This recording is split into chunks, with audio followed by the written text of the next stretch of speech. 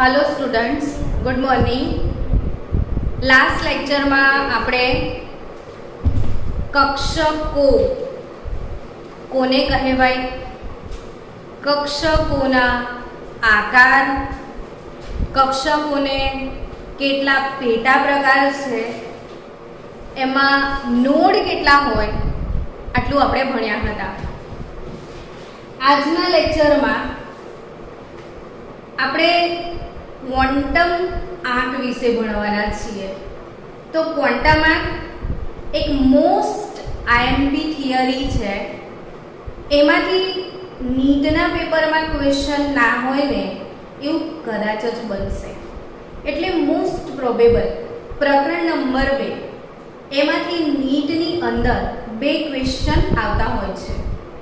એક પ્રશ્ન આગળનો જે ભાગ છે, જેમ કે હાઇસેનબર્ગ, ડી બ્રોગલી, રુથરફોર્ડ, થોમ્સન, વીજભાર, ત્રિજ્યા, આ બધા રિલેટેડ એક ક્વેશ્ચન આવશે।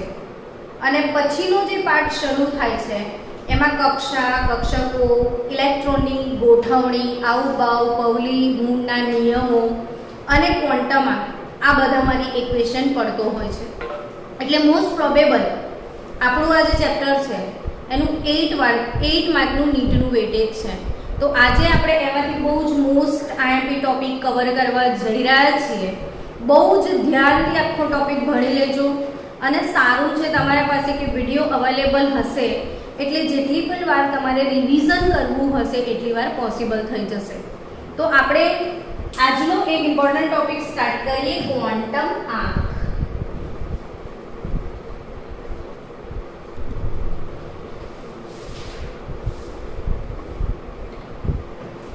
શું છે આ ક્વોન્ટમ આંક? તો કે જો દાખલા તરીકે હું તમને એવું કહું કે સ્ટુડન્ટ મારા ઘરે આવું છું, એટલે તમે પહેલો ક્વેશ્ચન પૂછશો કે મેડમ તમારું ઘર ક્યાં છે?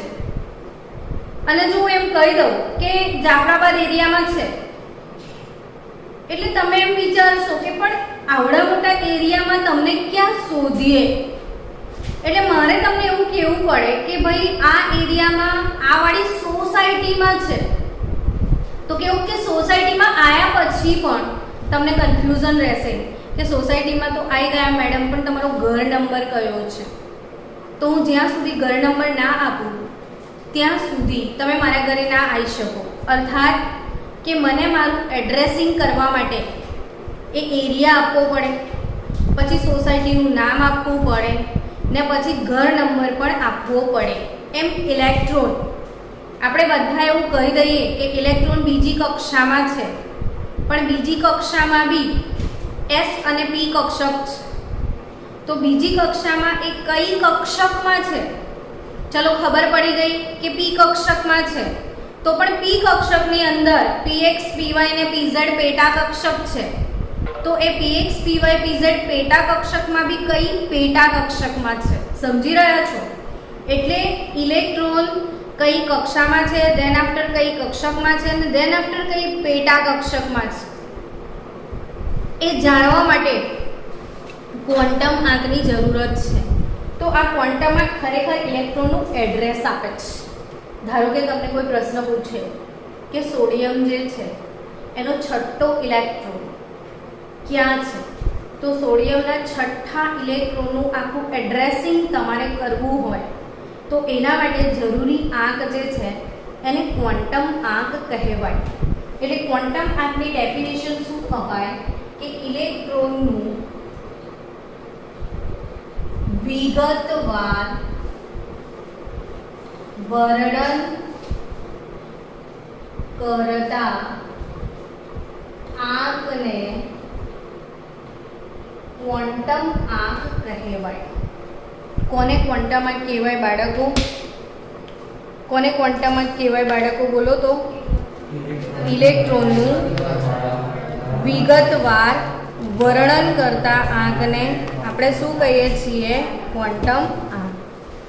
હવે આ જે ક્વોન્ટમ આંક છે એ કુલ કેટલા છે એ કહી દઉં તો ક્વોન્ટમ આંક કુલ 4 છે।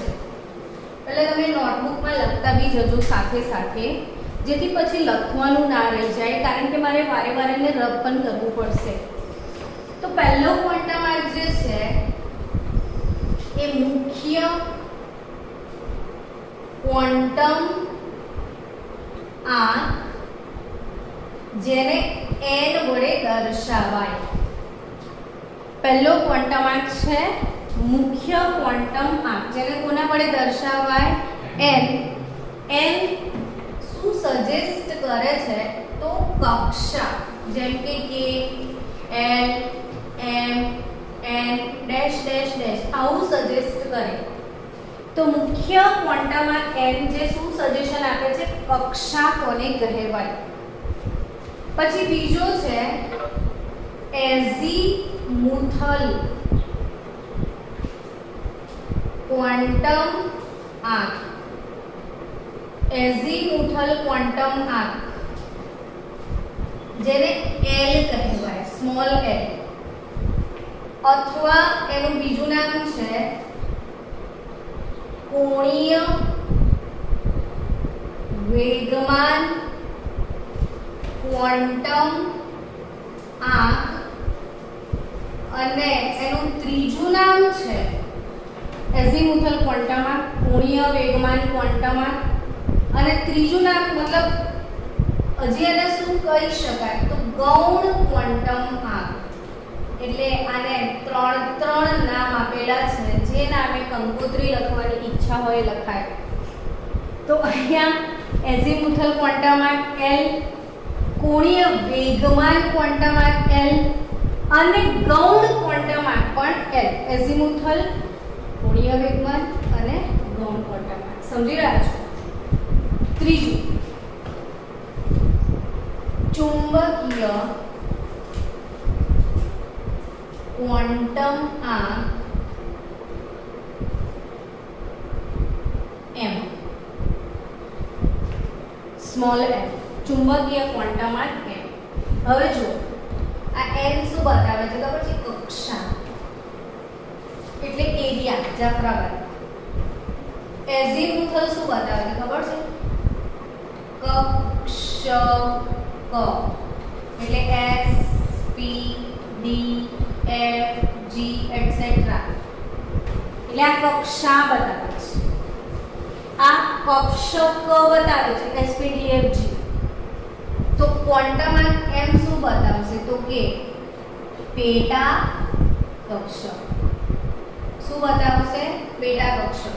જેમ કે આ px છે, py છે, pz છે, કે પછી d ની અંદર પણ જુદી જુદી પેટા કક્ષકો છે, f ની અંદર પણ જુદી જુદી પેટા કક્ષકો છે.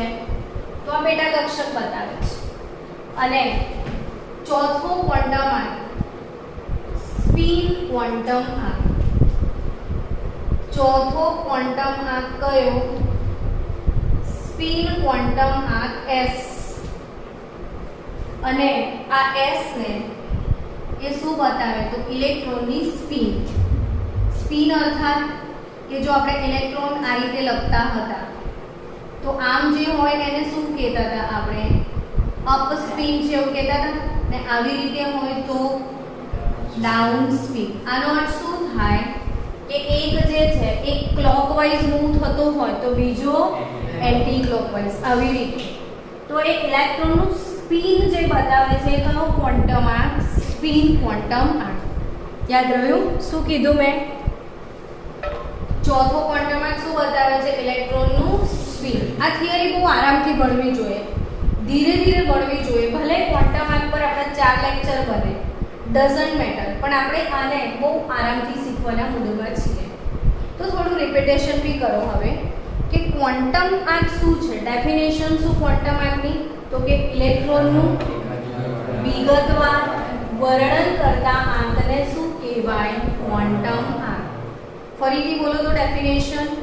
ઇલેક્ટ્રોનનું અને ક્વોન્ટમ આંક ટોટલ 4 છે. પહેલું ક્વોન્ટમ આંક કયું?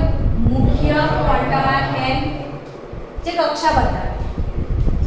બીજું એઝીમુથલ ક્વોન્ટમ આંક या કોણીય વેગમાન ક્વોન્ટમ આંક, ગૌણ ક્વોન્ટમ આંક L, જે કક્ષક ક બતાવે. ત્રીજું ચુંબકીય ક્વોન્ટમ આંક m, જે પેટા કક્ષક બતાવે. અને ચોથું સ્પિન ક્વોન્ટમ આર્ક s કે જે સ્પિન બતાવે છે, અપ સ્પિન અને ડાઉન સ્પિન. તો અહીં સમજવાનું રહ્યું આપણે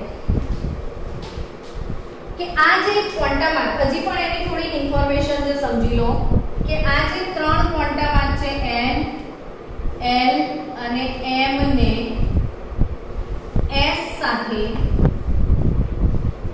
સંબંધ નથી. સમજી રહ્યા છો શું કીધું મેં? n, l, m અને s સાથે કોઈ સંબંધ, આ ત્રણ જુદા છે. આ ત્રણે ત્રણ એકબીજા પર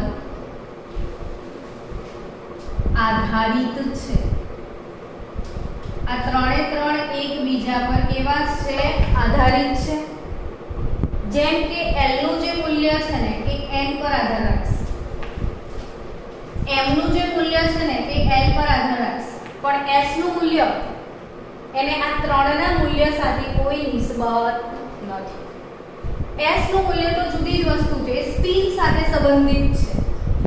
s નું મૂલ્ય બાળકો કોના સાથે સંબંધિત છે? સ્પિન. જો આ કઈ સ્પિન છે બોલો ફરી એકવાર? Up spin. તો અપ સ્પિન ની વેલ્યુ s +½ લેતા હોય છે અને s ડાઉન સ્પિન તો આની વેલ્યુ -½ હું આની ડિટેલ પણ તમને કરાવવાની છું આગળના લેક્ચરમાં કે સ્પિન ક્વોન્ટમ આર્ક કોણે શોધ્યો અને કેવી રીતે એ આપણે ભણવાના છીએ. બટ ફિલહાલ કે what is spin quantum arc, તો કે આ ત્રણ સાથે એ સંબંધ ધરાવતો નથી, એની પોતાની દુનિયા છે. એ સ્પિન બતાવે છે. જો ઇલેક્ટ્રોન અપ સ્પિનમાં હોય તો એ +½ વેલ્યુ બતાવશે, અને ઇલેક્ટ્રોન ડાઉન સ્પિનમાં છે તો સ્પિન વેલ્યુ -½ આવશે. હવે આપણે ચર્ચા કરીએ n, l, m. તો આનો સંબંધ પણ નીટમાં પૂછાય છે, ધ્યાન રાખજો. એ હમણાં આપણે ટેબલ બનાવીશું એટલે ખ્યાલ આવી જ જશે, પણ છતાં બી તમને સમજાવું કે n always greater than l હોય છે.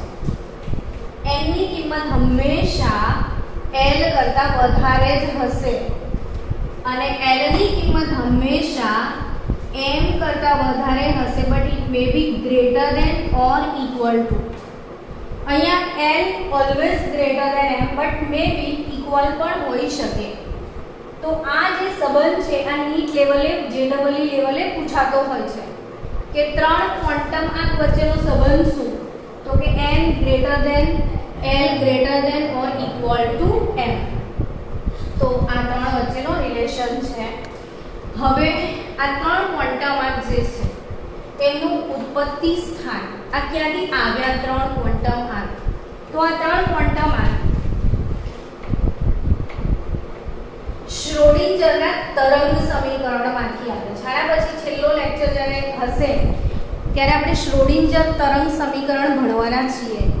બટ ફિલહાલ એટલું યાદ રાખો કે n, l, m નું ઉત્પત્તિ સ્થાન શું છે? શ્રોડિંજર તરંગ સમીકરણ.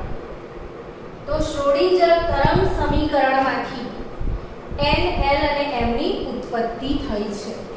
હવે આપણે 1 બાય 1 એક એક ક્વોન્ટમ આર્કની ડિટેલમાં ડિસ્કસ કરીશું. એમાંનો પહેલો ક્વોન્ટમ આર્ક છે મુખ્ય ક્વોન્ટમ આર્ક.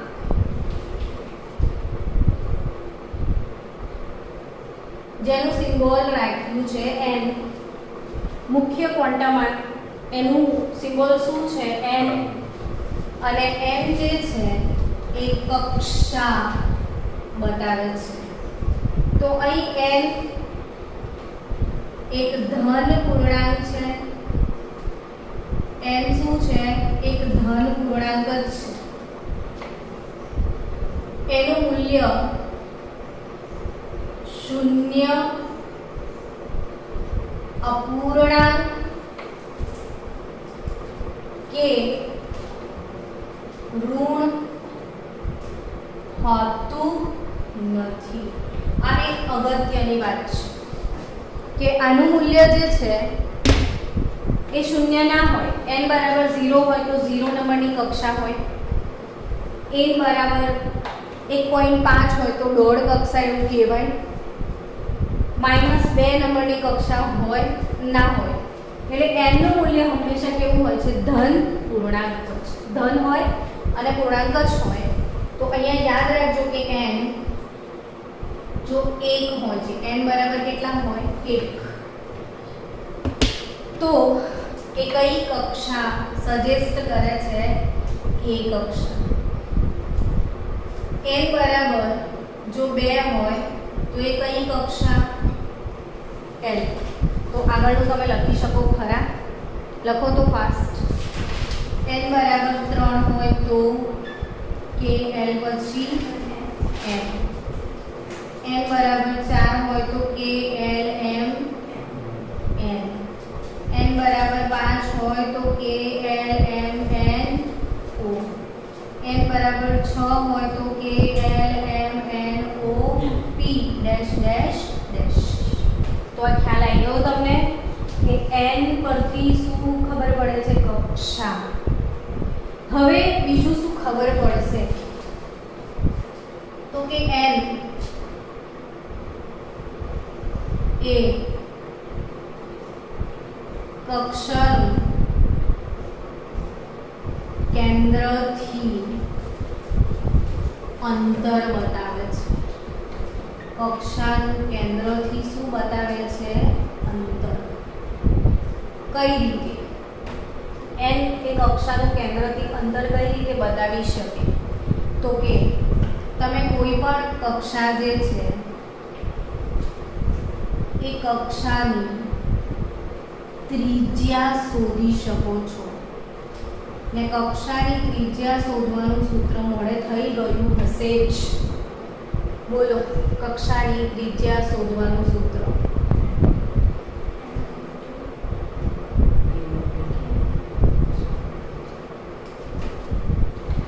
તો 0.529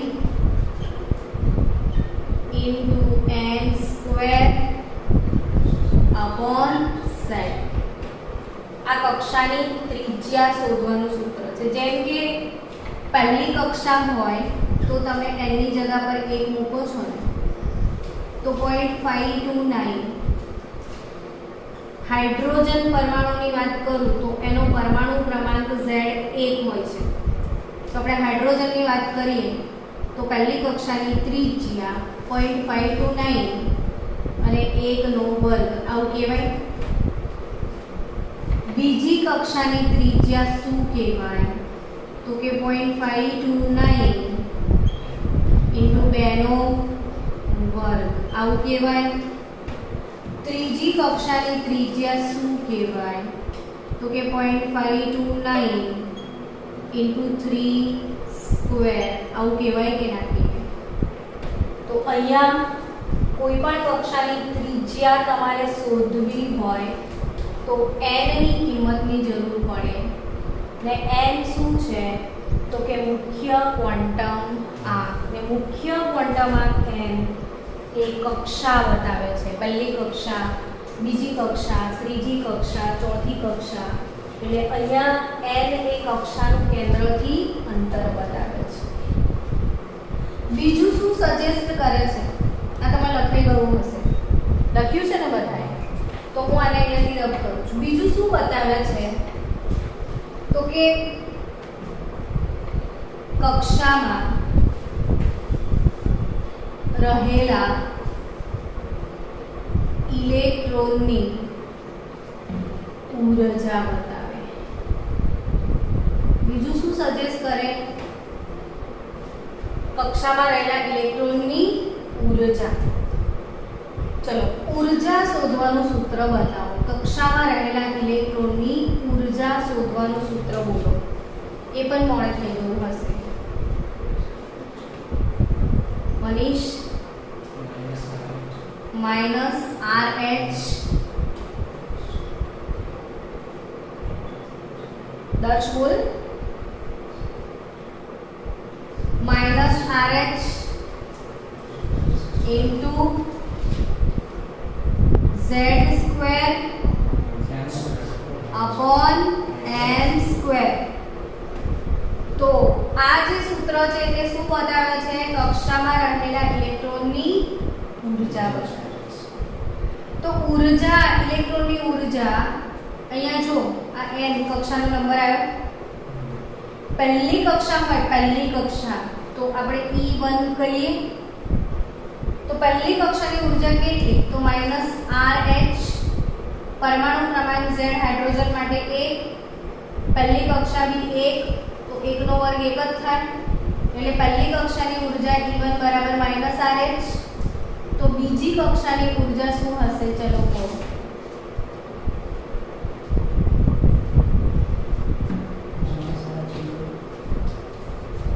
-RH બાય 2 નો વર્ગ એટલે કેટલી થાય? 4. ચલો ત્રીજી કક્ષાની ઉર્જા કેટલી થાય? તો કે -RH/9. ત્રીજી કક્ષાની ઉર્જા કેટલી થાય? -RH/9. બીજી કક્ષાની ઉર્જા કેટલી? -RH/4. પહેલી કક્ષાની ઉર્જા -RH. તો આ અગર ચોથી કક્ષા હોત તો શું લખતા? બોલો. -RH/16. તો જેમ કક્ષા બદલાય એમ ઇલેક્ટ્રોનની ઉર્જા બદલાય ને એ કોના આધારે ખબર પડે? n પરથી જ ખબર પડે. એટલે n કઈ વસ્તુનું સજેશન આપે છે? તો કે મુખ્ય ક્વોન્ટમ n એ કક્ષાનું શું બતાવે છે? કેન્દ્રથી અંતર. એટલે તમે ત્રિજ્યા ગણી શકો છો. બીજું, કક્ષામાં રહેલા ઇલેક્ટ્રોનની શું બતાવે છે? ઉર્જા. એટલે ઇલેક્ટ્રોનની ઉર્જા પણ તમે ગણી શકો છો. ત્રીજું શું બતાવે છે? તો કે ઇલેક્ટ્રોનનું કોણીય વેગમાન બતાવે છે. શું બતાવે છે? ઇલેક્ટ્રોનનું કોણીય વેગમાન. સૂત્ર બોલો તો. mvr is equal to NH/2π. જો અહીં પણ n આવે છે એટલે અહીંયા તમે કરી શકો કે પહેલી કક્ષા ફર્સ્ટ ઓર્બિટ તો ઇલેક્ટ્રોનનું કોણીય વેગમાન 1h/2π જેટલું થાય. બીજી કક્ષામાં ઇલેક્ટ્રોનનું કોણીય વેગમાન તો 2h/2π જેટલું થાય. ત્રીજી કક્ષામાં ઇલેક્ટ્રોનનું કોણીય વેગમાન 3h/2π જેટલું થાય. હા યાર, તો આ h/2π * 1, h/2π * 2, h/2π * 3 આ કક્ષાનો નંબર જ બતાવે છે. એટલે ત્રીજી વસ્તુ ઇલેક્ટ્રોનનું શું શોધી શકાય? કોણીય વેગમાન. એ પણ મુખ્ય ક્વોન્ટમ n ની મદદથી જાણી શકાય છે. ચોથું શું જાણી શકાય? તો કે કક્ષામાં રહેલા ઇલેક્ટ્રોનની સંખ્યા જાણી શકાય ને કક્ષામાં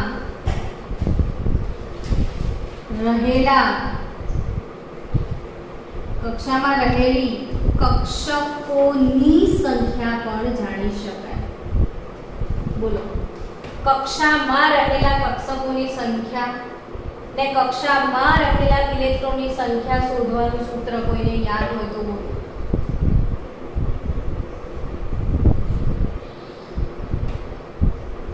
કક્ષામાં રહેલા ઇલેક્ટ્રોનની સંખ્યા અને કક્ષામાં રહેલા કક્ષકોની સંખ્યા.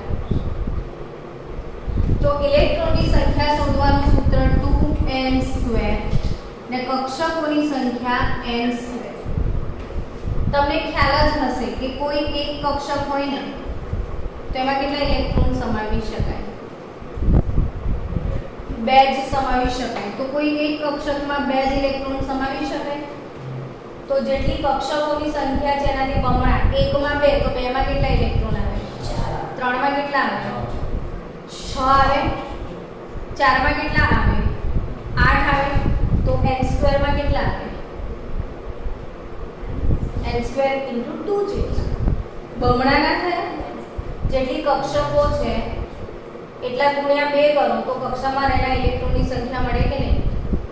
તો અહીંયા સમજવા જેવું છે કે પ્રથમ કક્ષા n = 1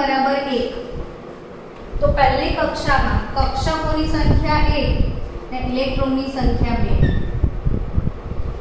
કક્ષાની વાત કરું તો કક્ષકોની સંખ્યા 2 નો વર્ગ 4 કક્ષકો હોય ને બીજી કક્ષામાં વધુમાં વધુ કેટલા ઇલેક્ટ્રોન સમાવી શકાય 8. ત્રીજી કક્ષાની વાત કરું તો 9 કક્ષકો હશે. ઇલેક્ટ્રોન કેટલા હશે? 9 દુ 18. ચોથી કક્ષાની વાત કરું તો 4 નો વર્ગ 16 કક્ષકો હશે પણ ઇલેક્ટ્રોન ચોથી કક્ષામાં કેટલા? 32 ને પાંચમી કક્ષામાં 25 કક્ષકો સામે ઇલેક્ટ્રોન 50 હશે. ને છઠ્ઠું સાતમું આઠમું લખી નાખો તો યાદ રહી જાય જોડે જોડે. તો કક્ષામાં રહેલા ઇલેક્ટ્રોનની સંખ્યા ને કક્ષામાં રહેલી કક્ષકોની સંખ્યા પણ કોના દ્વારા ખબર પડે? n દ્વારા. ચલો સ્ટુડન્ટ્સ, n પરથી બીજું શું ખબર પડે એ સમજીએ.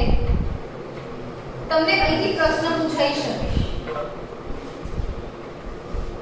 કે n કક્ષા માં કક્ષકની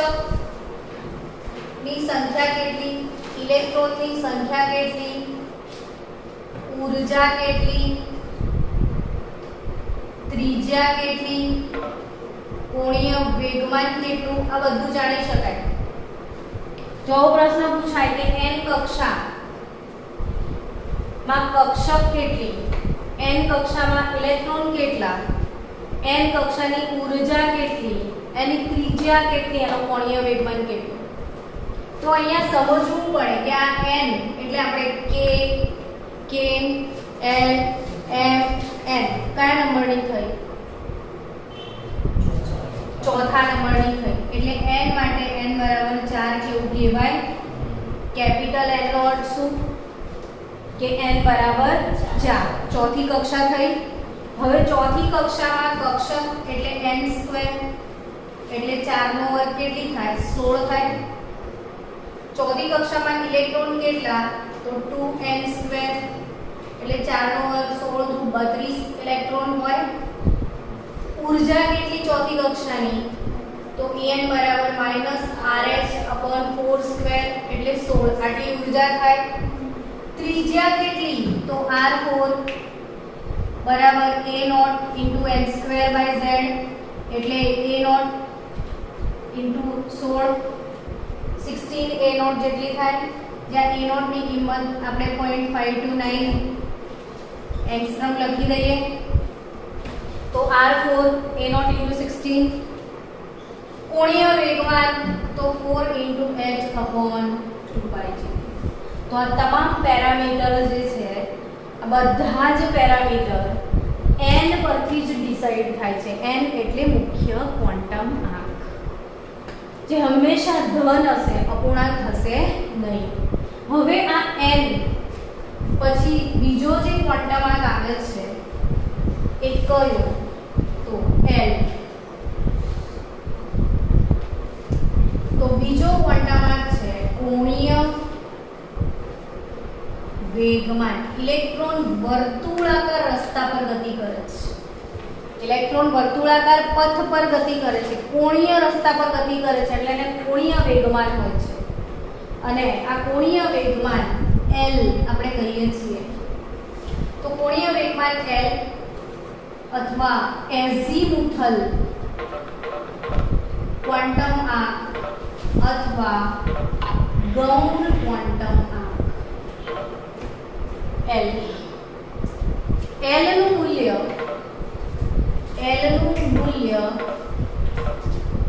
n પર આધારિત છે.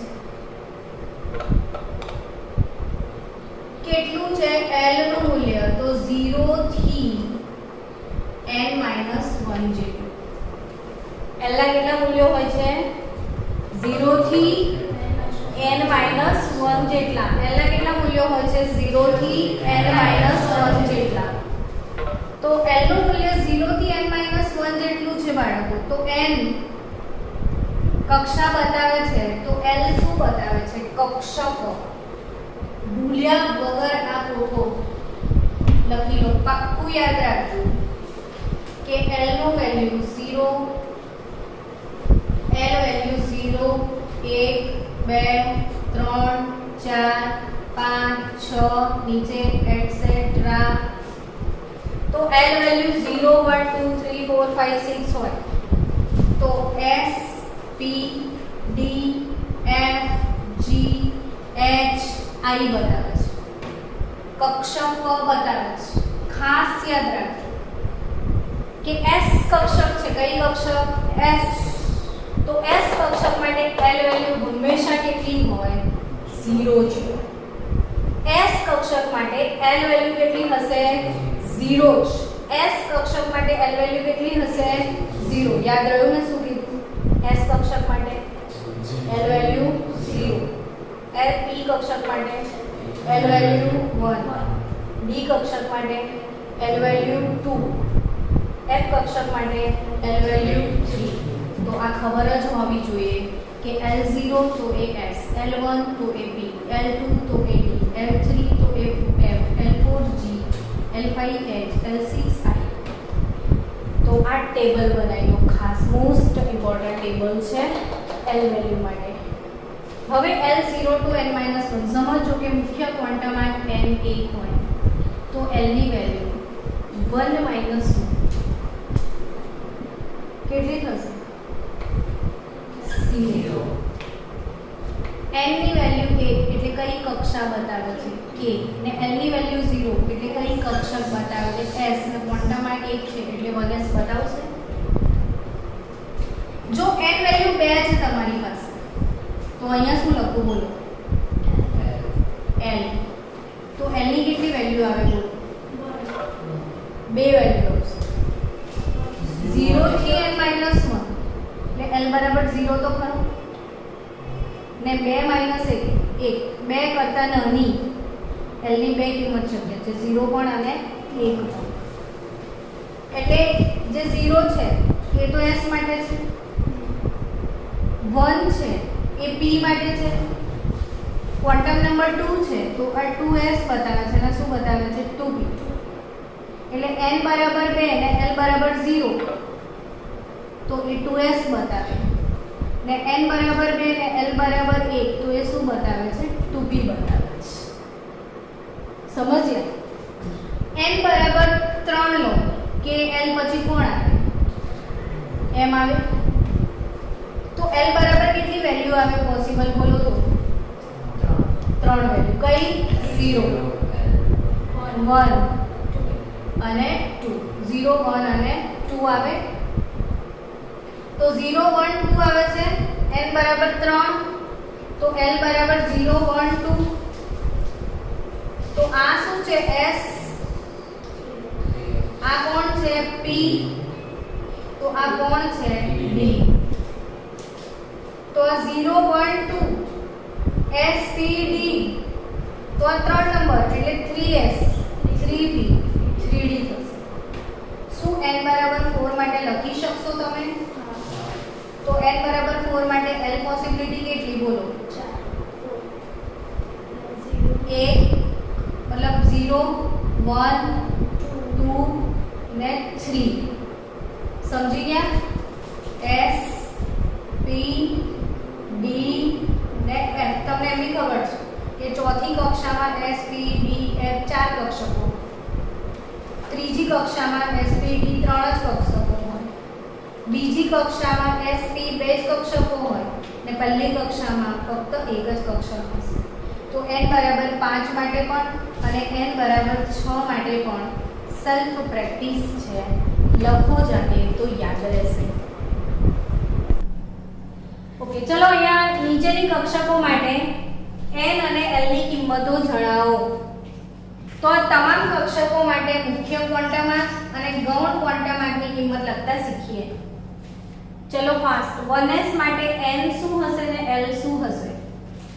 તો કે અહીંયા 1s છે તો અહીં જે 1 નંબર લખ્યો છે એ મુખ્ય ક્વોન્ટમાર્ક કહેવાય. એટલે n ની કિંમત 1 થઈ. પણ કક્ષક માટે l છે તો s કક્ષક માટે l વેલ્યુ કેટલી હોય બોલો? 0. તો આ 0 વેલ્યુ હશે. ચલો આમાં n કેટલો? 3. તો s કક્ષક માટે l વેલ્યુ 0. આના માટે n કેટલો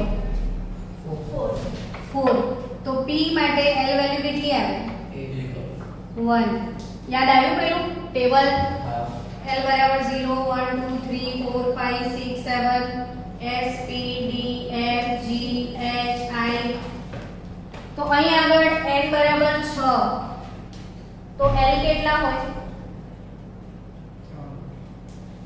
3 n બરાબર કેટલા અહીંયા મુખ્ય ક્વોન્ટમમાં કેટલો છે એમાં 5 તો d કેટલા થશે d કક્ષક માટે l વેલ્યુ 2 અહીંયા n વેલ્યુ 6 તો l વેલ્યુ 1 અહીંયા 4 l વેલ્યુ 3 અહીંયા 3 l વેલ્યુ 2 અહીંયા 5 l value 1 I think clear થઈ ગયું હશે હવે કે આ કક્ષકો માટે n આનાથી ફાયદો થશે એક બહુ જ સરસ કે n l રૂલ અહીંયા શીખવા મળશે તમને જો n અને l તમે જાણો છો તો બંનેનો સરવાળો કરતા શીખી જાઓ તો n l આ સરવાળો 1 અહીંયા 3 આ 5 આ 9 આ 7 આ 7 આ 7 આ 5 આ 6 સમજ્યા n l ના સરવાળાથી શું ખબર પડે તો n l ના સરવાળાથી કક્ષકોની ઊર્જાનો ક્રમ ખબર પડશે શું ખબર પડશે અહીંયા n l ના સરવાળાથી બાળકો કક્ષકોની ઊર્જાનો ક્રમ કઈ કક્ષકની કેટલી ઊર્જા છે ખબર પડે તો અમે યાદ રાખજો કે જેનો સરવાળો સૌથી વધારે એની ઊર્જા સૌથી ઊંચી આ બધી કક્ષકોમાં હાઈએસ્ટ એનર્જી વાળી કક્ષક કઈ 6f હાઈએસ્ટ એનર્જી લેવલ કયો 6f તો 6f હાઈએસ્ટ એનર્જી લેવલ 9 છે ને એટલે 9 પછી કયો નંબર તમને હાઈએસ્ટ દેખાય 7 દેખાતો હશે બટ ટાઈ પડે છે ટાઈ શું પડે છે ત્રણે ત્રણમાં 7 છે હવે કયું તો જ્યારે ટાઈ પડે ને ત્યારે મુખ્ય ક્વોન્ટમ જોવાનું છે જેનો મુખ્ય ક્વોન્ટમ ઊંચો એની ઊર્જા પહેલા આવે તો 6 પહેલા આવે એટલે કઈ આવે 6f પછી 6p આવે પછી 6 પછી આમાં 5 નંબર આવશે એટલે 5d થઈ જશે પછી કોણ આવશે 4f ડન અહીંથી આવા પ્રશ્નો આવશે ચાર કક્ષકો આપી છે અથવા ચારના ક્વોન્ટમ નંબર આપ્યા છે ને એને ચડતા ક્રમમાં કે ઉતરતા ક્રમમાં ગોઠવી શકો તમે ઊર્જાના આ કયો છે ઉતરતો ક્રમ છે હાઈએસ્ટ ટુ લોએસ્ટ આપણે જઈ રહ્યા છીએ 4f પછી કોણ તો 7 નંબર પછી હાઈએસ્ટ 6 આવે છે ને તો કોણ આવશે 5p ચલો 6 પતી જાય પછી 5 નંબર આવે છે ને તો હવે આ 5 3d ને આ 4p તો here 4p then 3d ચલો હવે આપણું કયો નંબર બચ્યું 3 તો 3s અને પછી 1s તો આ રીતે કક્ષકોનો જે ઊર્જાક્રમ છે એ n l ના સરવાળાથી જાણી શકાય છે તો આપણે ક્વોન્ટમ આંકમાં આજે બેઝ ક્વોન્ટમ આંક સુધી લિમિટેડ રાખીએ છીએ મુખ્ય ક્વોન્ટમ આંક અને ગૌણીય ક્વોન્ટમ આંક l વિશે ભણ્યા અને n l ના સરવાળાથી કક્ષકોની ઊર્જા કઈ રીતે ગોઠવી શકાય એ તમે શીખ્યા n થી કઈ કઈ વસ્તુ જાણી શકાય એ તમે શીખ્યા હવે નેક્સ્ટ લેક્ચરમાં ક્વોન્ટમ આંક m અને s વિશે આપણે ભણવાના છીએ તો આવતીકાલે m અને s